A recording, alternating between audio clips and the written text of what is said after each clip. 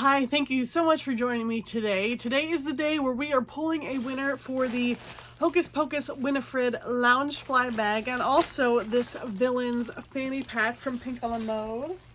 And I was tying this into a Q&A and you guys certainly delivered with the questions. So I went through and I wrote down all the questions and I tried to kind of put them in an order where all the Loungefly questions were together in one section. There's quite a bit, so I will try to keep it moving. There's probably some that will just skip right through to the end because they just want to know who won the giveaway. I understand, but I hope you'll stick around and get to know a little bit more about me. I really do appreciate you guys, and I try to get to know you as I can. So we're not going to waste any time. We're just going to dive right into this. So first 3 questions here. I kind of tied these in. It says, how did you get into making videos? What motivated you to have your own channel? And what is your goal here on YouTube? Ooh. So yeah, about 2 years ago, I'm very vocal about sharing my past, my story. And a little bit more than 2 years ago, probably 3 years ago, I went through this huge healing process and working through my past trauma and things like that because I was a hot train wreck of a mess. And coming out on the other side of that, we're always still in recovery and healing and learning. But I really was at the point that I wanted to share my story in hopes of, helping others. I had wished that more people had been vocal about their story so that I had someone that I could kind of relate to going through my own stuff.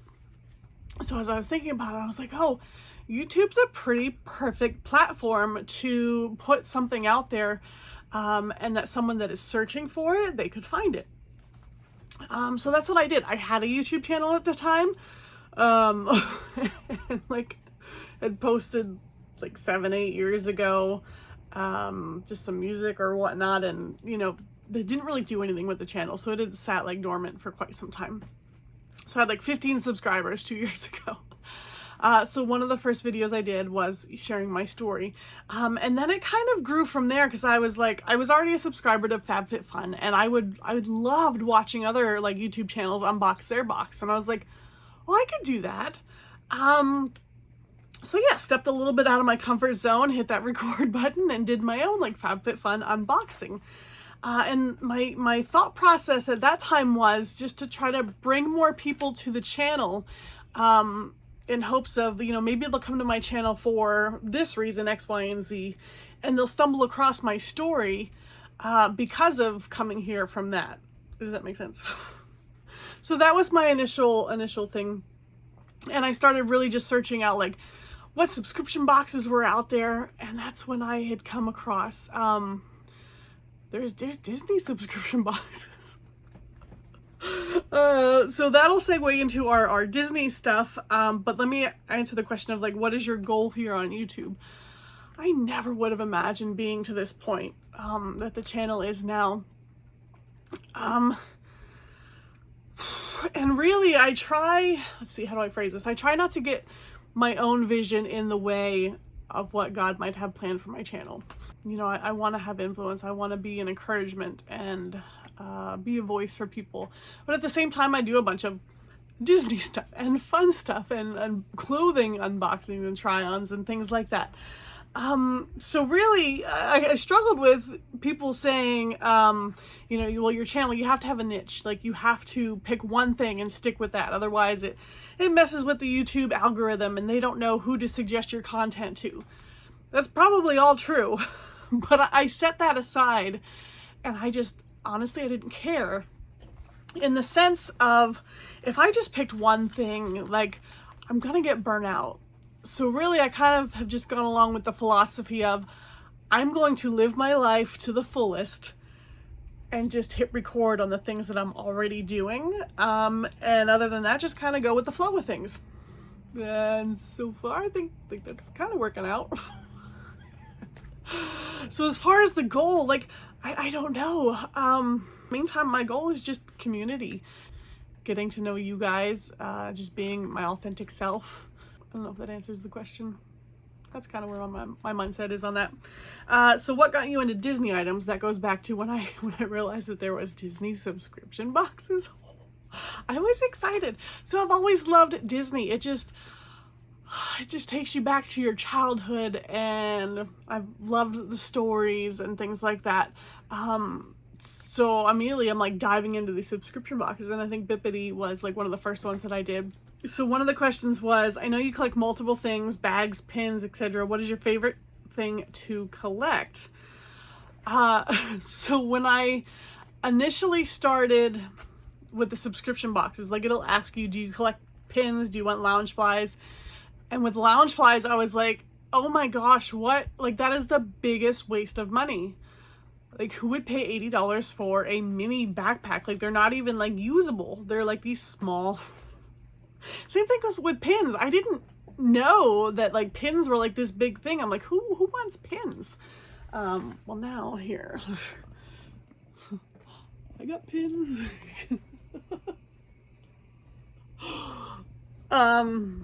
So yeah, those kind of happened by accident. I think I started to fall in love with the Loungeflies and just the artwork on them. And I will say, I will be 100,000,000% transparent on this. The only reason that I've gotten so many is because when I was doing like the YouTube channel and was doing like a bunch of Disney stuff, I wanted to have a really cool background. I wanted to have my wall full of Loungeflies. Mission accomplished. I mean, there's room for like a couple more. But really, like, I've slowed my collecting way down. I am not out to have 1,000,000 bags, nor do I ever want to come across, I think this is an important message that I want to say. There's a movie out there called Keeping Up with the Joneses. And if you haven't seen the movie, I'm sure like you understand the phrase. And in this movie, there's this family. They're not really a family. They're paid like actors and actresses, mom, dad, son, daughter. And they're paid to move into this community, and they're given all this like really high-tech expensive stuff so that all their neighbors will envy them and want them and will go out and buy all that stuff. I never want to be that person saying like, look at all these cool bags, you must have all these, you got no, don't. I mean, part of me is just like, they really are a waste of money. But the other part of me enjoys the collection. Like I'm stuck in the middle. I think there are bags that have value to them. My personal opinion is those days are kind of over. I think Loungefly is now just like cranking them out like crazy. I see 1,000,000 posts about like poor quality, and I'm just like, oh. So, I mean, it's certainly not a good investment in terms of like, oh, I can just sell them for a higher value later. I wouldn't count on it. So, I have my wall. It looks cool as a background. Good with that. My favorite thing to collect are by far the gym shores. And I do have a cabinet there behind me that have my gym shores in them. They are just beautiful works of art. And I don't think I would ever get tired of collecting those. And then my favorite item in that collection, I have a Seven Dwarfs one that is actually signed by Jim Shore on the bottom, so that's pretty cool. But I do love the Peach Dragon piece. Do you like the wallets or the bags better? Definitely the bags. I don't have any use for the wallets. I mean, they're pretty, the artwork is nice, but I have a wallet that I like. I'm just not interested in the Loungefly wallets. When did you start to collect the bags? And how? So that answers that question. A lot of them came in either subscription boxes or I did purchase a lot. What is your favorite and why? Soon after I had started collecting, I realized there was a Peach Dragon one, and that one is one, I'll take a closer picture of that one. That one is one that has steadily like held value in terms of like, I see it sold for like $300 or $400. And by the time I started collecting, it was already at that price range. I think it was a box lunch bag. Or exclusive, and I was actually able to trade for that. Somebody actually posted they were in search of one of the Beast bags. There's one in purple, but it was the blue one, and I had that one, and she had a picture of her bag she was willing to trade, and the Peach Dragon one was there. I'm like, are you kidding? So I traded her my Beast for her Peach Dragon. Which character do you wish was a Loungefly?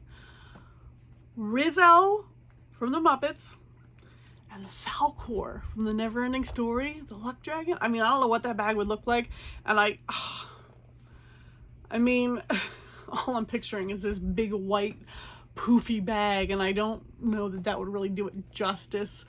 But if they could get it right, I don't know what that would look like. But I mean, that could be cool. Which Loungefly were you most excited to get? The Peach Dragon one. If you could only keep 10 Loungeflies, which ones? The Peach Dragon, I'm kind of looking here. The Kingdom Hearts Keyblade, right there. Probably the Disneyland Paris one. I'm pointing at the phone and it's not the Disneyland Paris one. There's a Mickey Mouse Clouds bag. I really like the clouds. The Sunflower. The Minecart one I like Cogsworth. I stopped counting, so I'm not sure what we're up to. But those are probably my favorites. I do like Wally because his little wheels or pockets. And I did just order 2 more. The Alice in Wonderland teacup bag. I'll do an unboxing video when those come in. And I got the carousel bag. The teacup one I'm more excited about. Anyway, those are on their way. I know you have designed a pin. Have you ever thought about designing a bag? Yeah, I mean, those thoughts go through my head, like such as the Rizzo and the Falcor, but I know nothing about designing a bag. Like when I made my pin, I basically took one of my paintings, took it to the manufacturer and said, here, can you make a pin out of this? Because I didn't know anything about like pin making.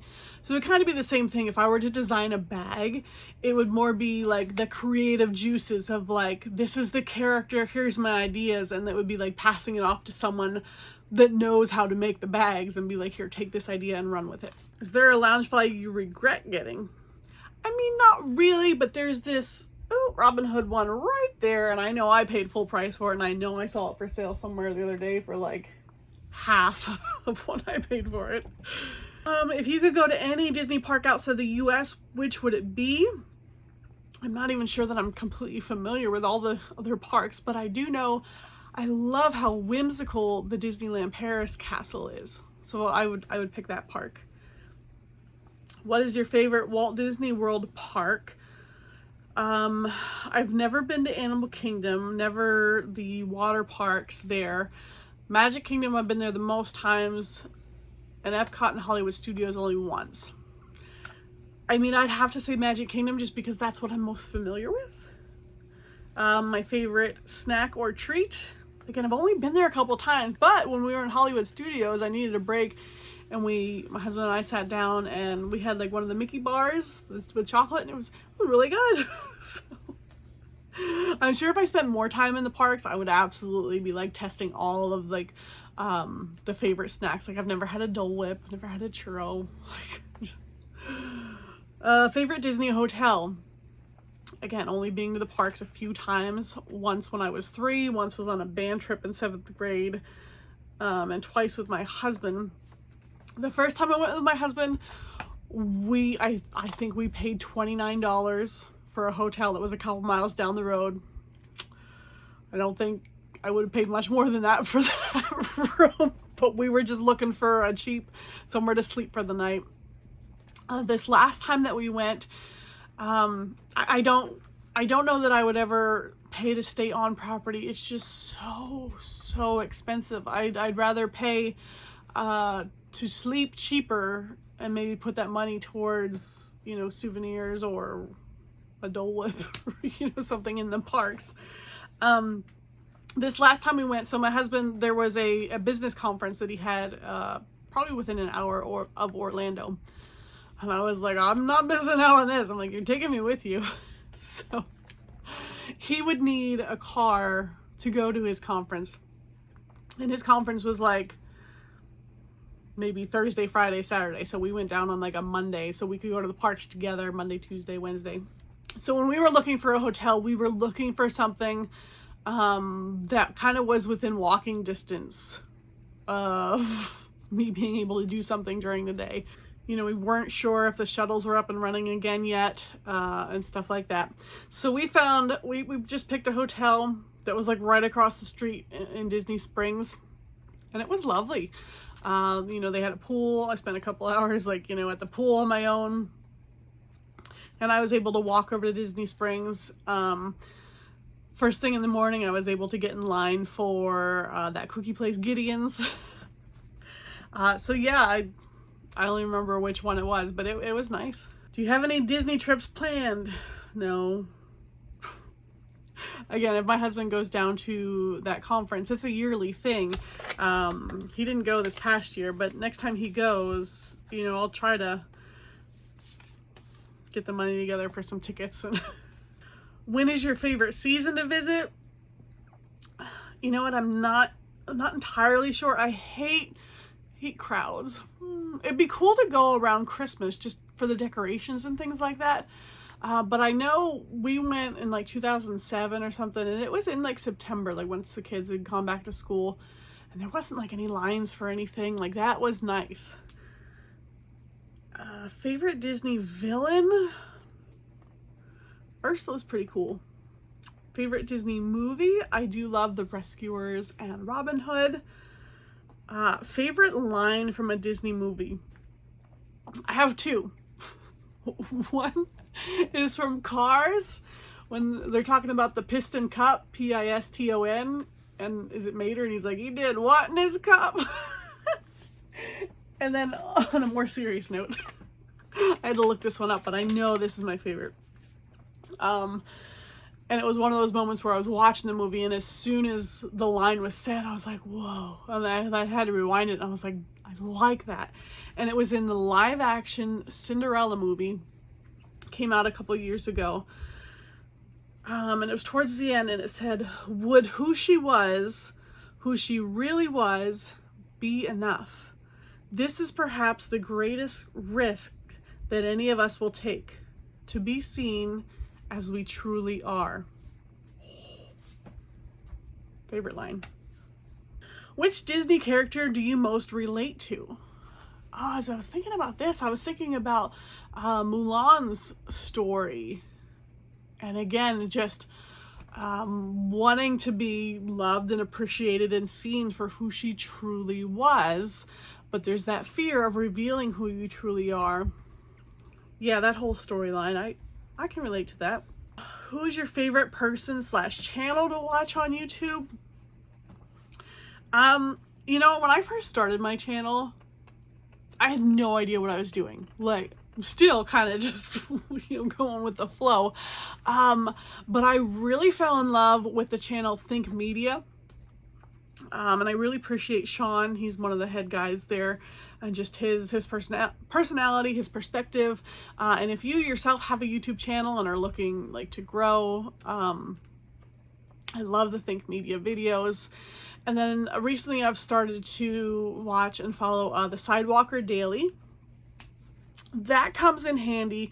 She talks a lot about helping, like income wise, especially with collaborations. When your channel starts to grow, you get random like emails saying like, hey, we want to send you stuff, which at first sounds like awesome, but creating videos takes work. Editing videos, thumbnails takes work, and time is money. You know, I work a full-time job, I work a part-time job, I paint and I sell my artwork. So if somebody reaches out and says, this is just random example, like, hey, we want to send you a tube of lipstick. Will you do a 10-minute video and this and this and this? That $10 tube of lipstick isn't worth my time when I could be doing something else. Does that make sense? Anyway, so with Sidewalker Daily, that really helps you to kind of reevaluate which collaborations you're accepting and not being taken advantage of in terms of just accepting product in exchange. Like, you can actually charge money depending on, you know, analytics and different things like that. So as I was stepping into that world a little bit, and I'm still just like, you know, kind of rock bottom, slowly sliding into that, I had no idea what I was doing and what was the professional response to these emails and things like that, or how to negotiate. So the Sidewalker Daily, that's where you want to go. for that information. Any thoughts on doing a meet and greet with me? Like, I wasn't sure how to take that question. I love you guys like so much, and I appreciate you guys, and it's really hard. Like, there's this screen here between us, and it's kind of annoying.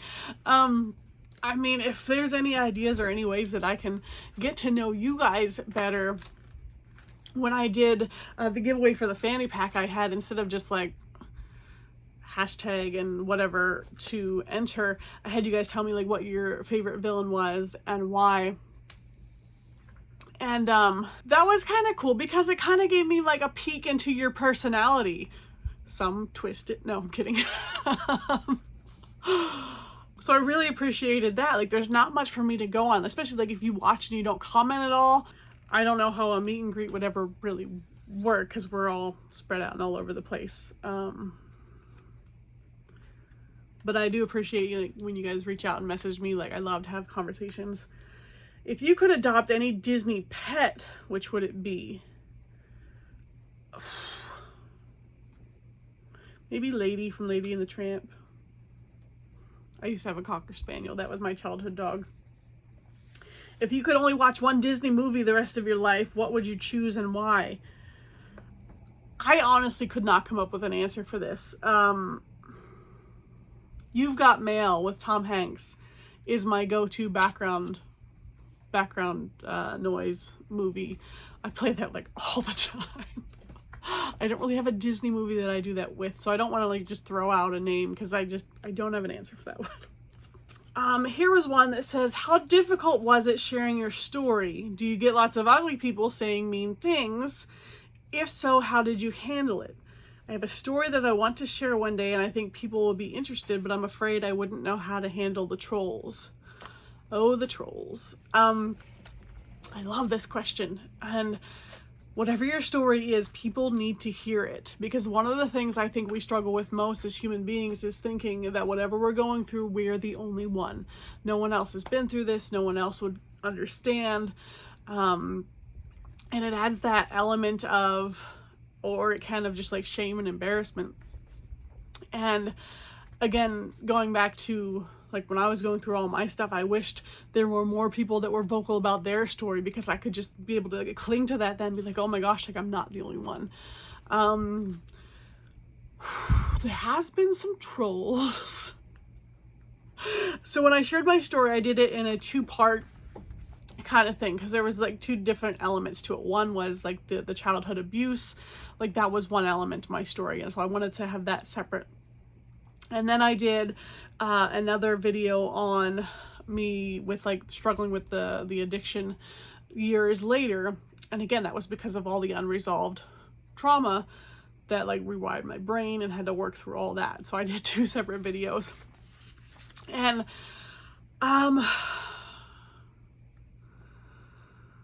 when it comes to trolls or sharing anything online, again, there's tons of pros and cons to the internet and being able to share.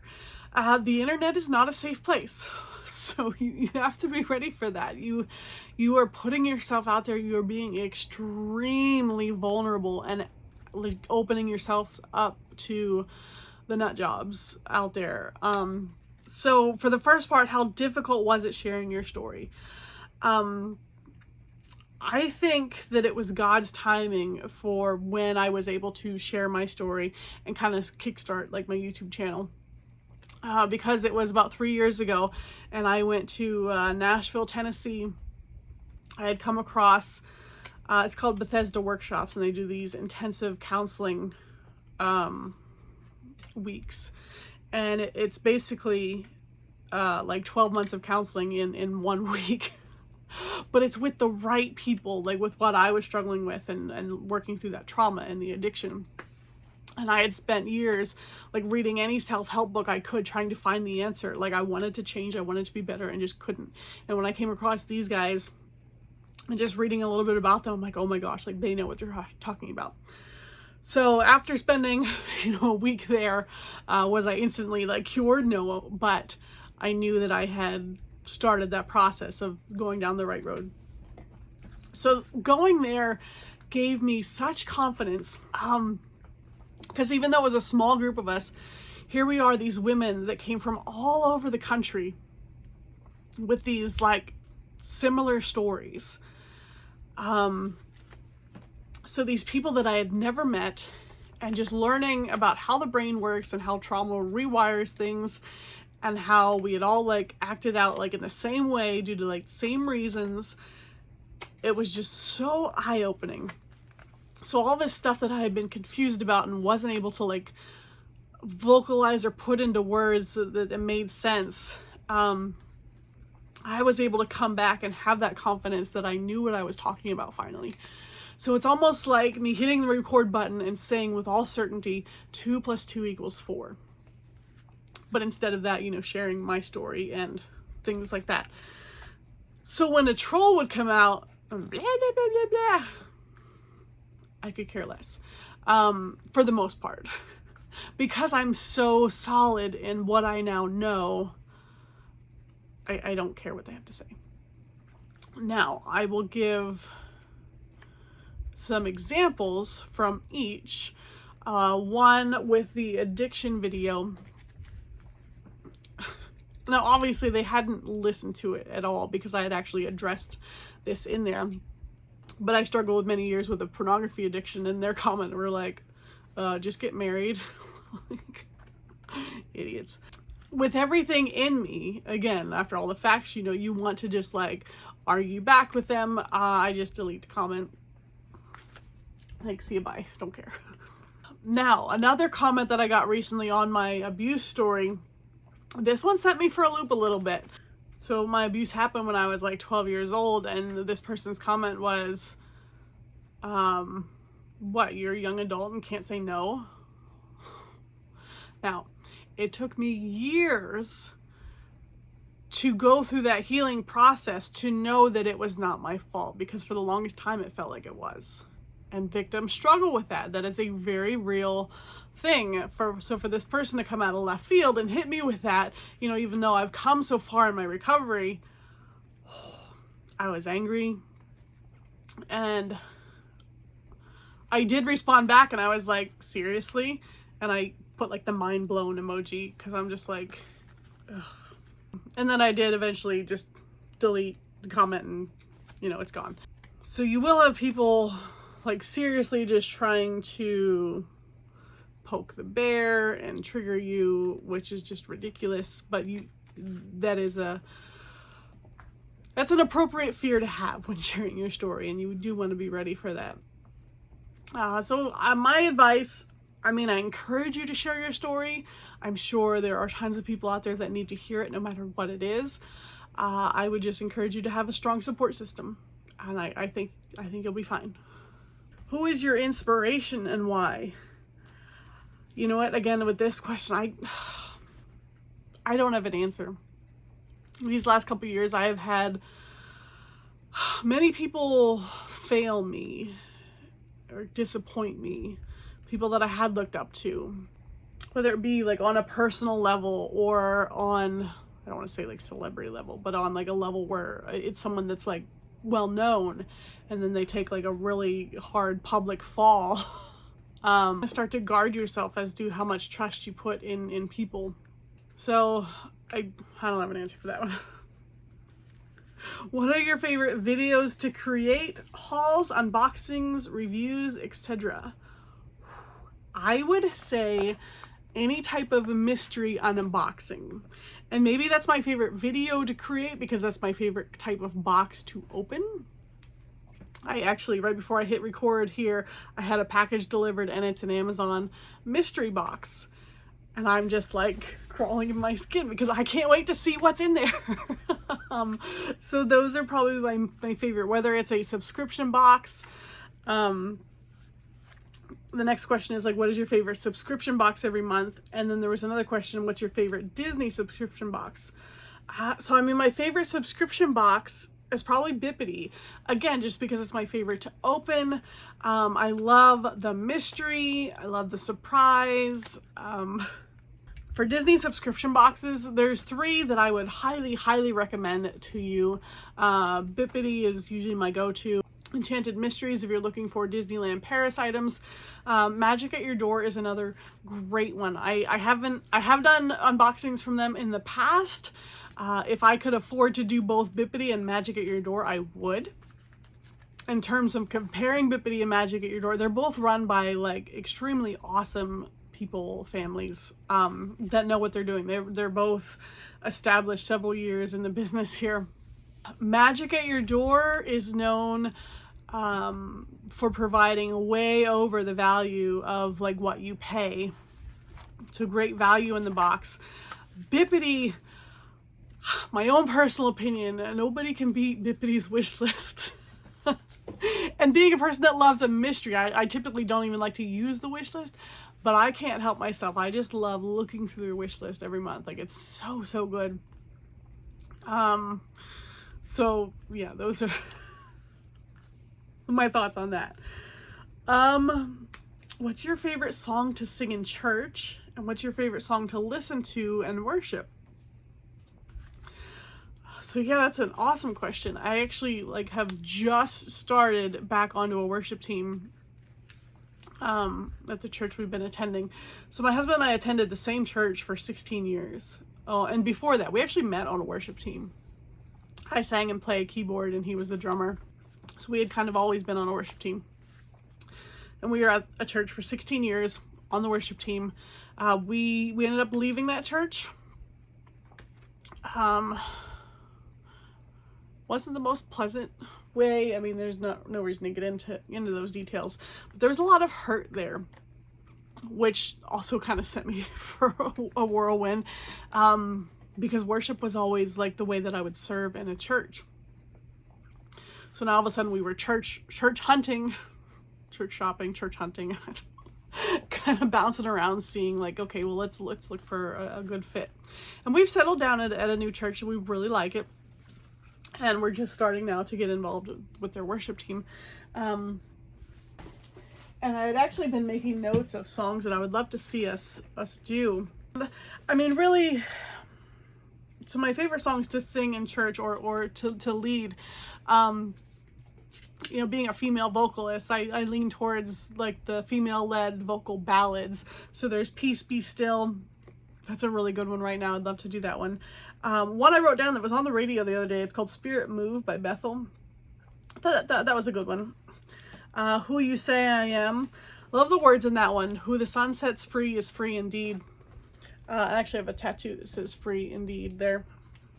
One I wrote down the other day, it's not female-led. I'm like, can it be female-led? And it's not really like that ballad. It might be completely not one for me to lead, but it's called Lion, Elevation Worship. Favorite songs to just listen to in worship. Right now, Maverick City. If you go on Pandora and just type in Maverick City, and I just let that play, and like just those songs that come up on that, those have been really good right now for me to just listen to and kind of worship. Okay, someone says, why don't you like Halloween? So let me preference this by saying no judgment whatsoever, because I know a lot of you love Halloween. That's totally fine. I'm just explaining like where I have landed personally. Growing up, I wasn't allowed to have any kind of dragons. I wasn't allowed to watch David the Gnome. Like things that had magic in them. Raised in a Christian home.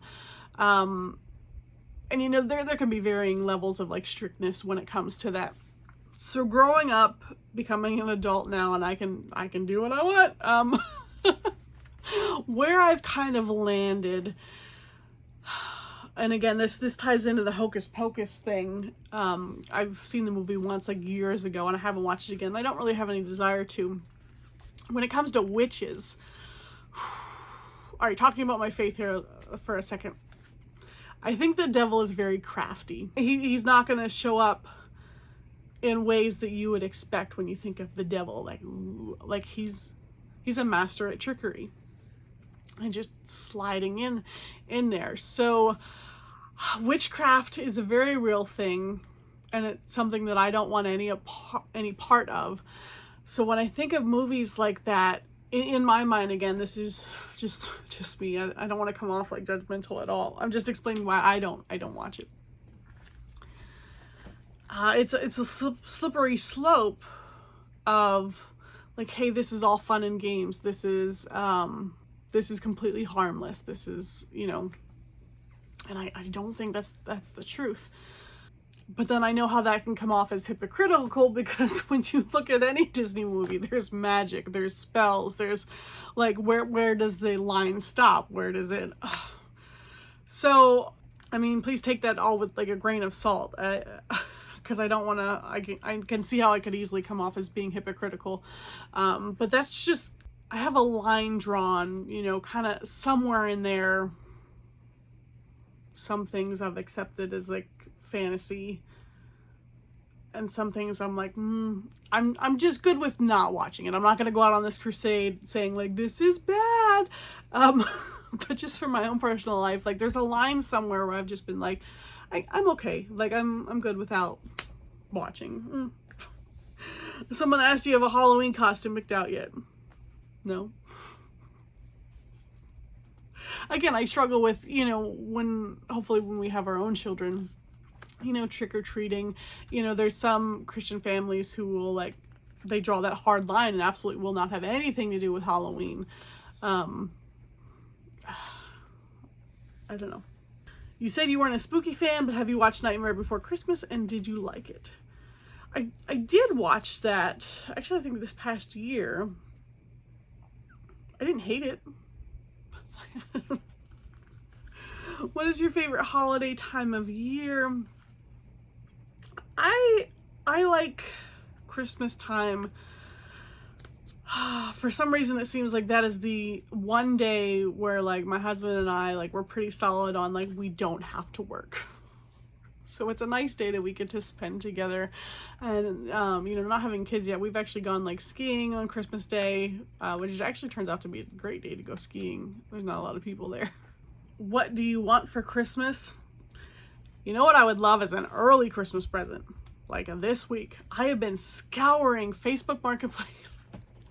I need a display for my artwork for this art show coming up. I have display walls for a 10 by 10 space, but since artwork takes up a lot of space, I rented a double space. So I need more like wall panels to fit another 10 by 10 space. Cannot afford to get what I want brand new. I've been looking and searching. Now I'm running out of time where like anything will do. So I've been looking at like those wire grid panels.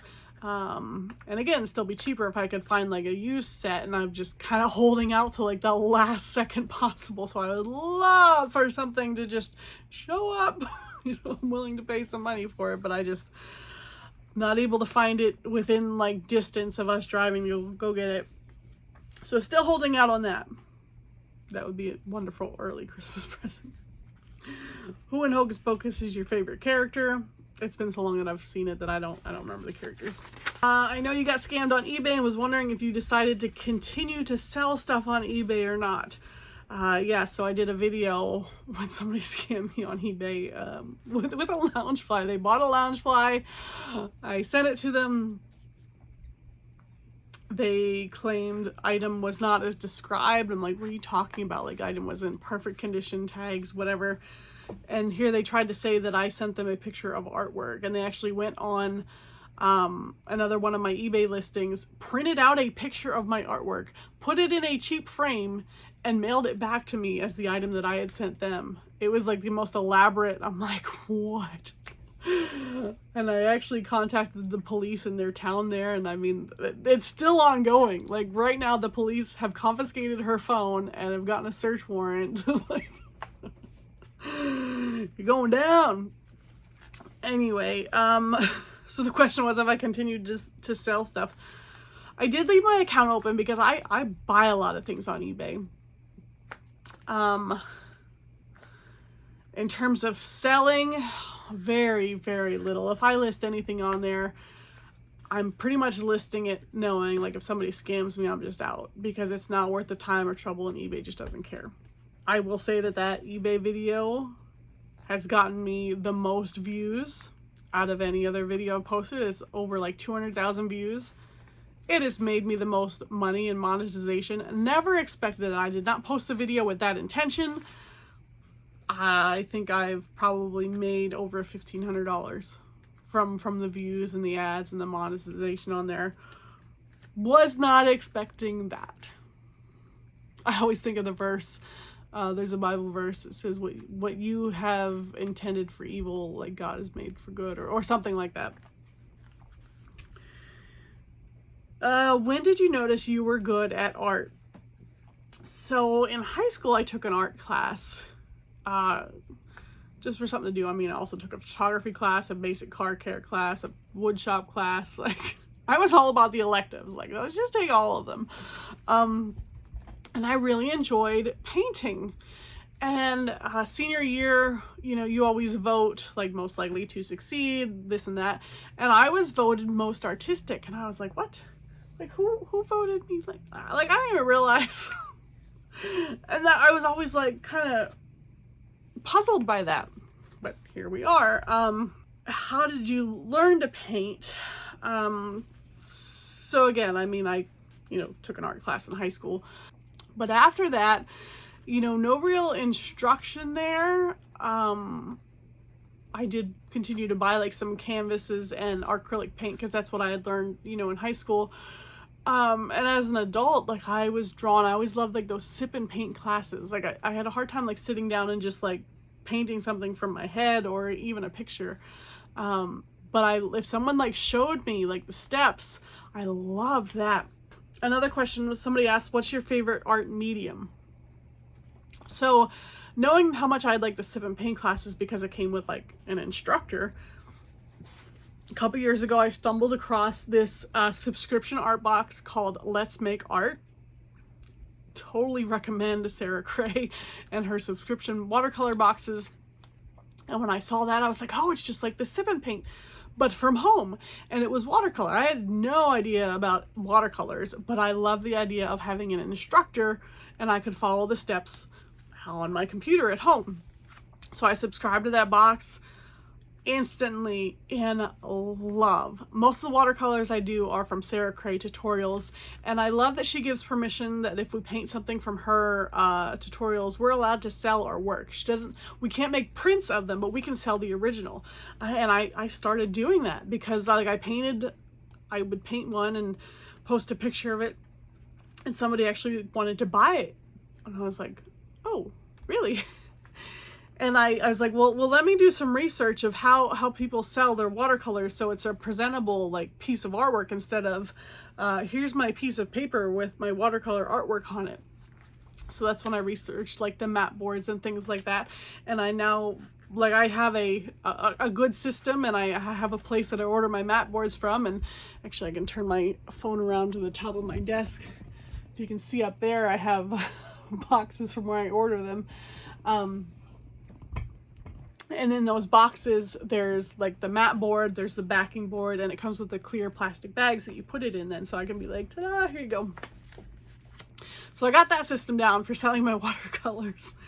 And then I found Justin Wozniak on YouTube, and he was like a modern day Bob Ross, and he was very thorough in explaining and kind of doing tutorials. I didn't know anything about oil paints in terms of, I know, like, you don't use water to clean the brushes. So I kind of felt like it was over my head. I didn't know what supplies I needed. So then in Justin's studio, he actually posted that he was going to have a class workshop, and Steve Ross, Bob Ross's son, was actually coming in to lead the workshop. So I drove from one side of Pennsylvania to New Jersey to do this workshop and go to this class. And they sent a list of all the materials that you should come with. So that helped me know, like, okay, what do I need? So I was going to go to this class. They would show me, like, how to use all this stuff. So that was the very first oil painting I did. So then I came home and I had my supplies. I knew how to use them, and just kept seeking out these online tutorials. Obviously, there's the Bob Ross videos. I mentioned Justin Wozniak. There is Kevin Hill. He has tutorials. There's a guy in Ireland. His YouTube videos I would follow. So I just started painting these oil paintings.